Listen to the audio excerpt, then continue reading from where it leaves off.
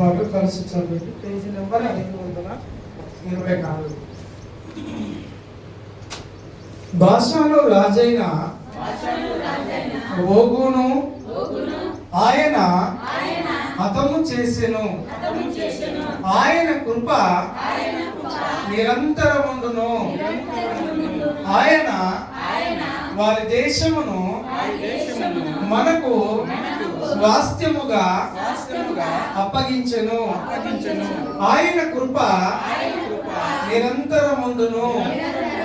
తన సేవకుడైన ఇశ్రాయేలునకు దానిని స్వాస్థ్యముగా అప్పగించెను.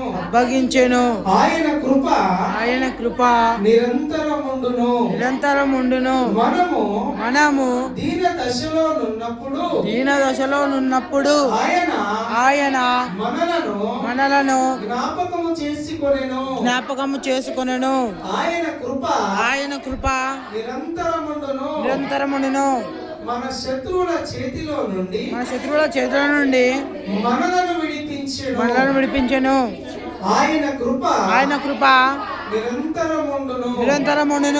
సమస్త జీవులకును ఆయన ఆహారం ఇచ్చుచున్నాడు. ఆయన కృప నిరంతరముండును. ఆకాశమందుండు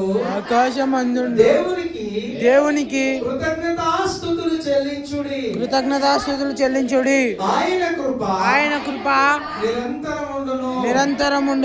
దేవుడు ఈ గీతంలోని వచనంలో మన వినికిడిలో ఆశీర్వదించును గాక. ఆమేన్.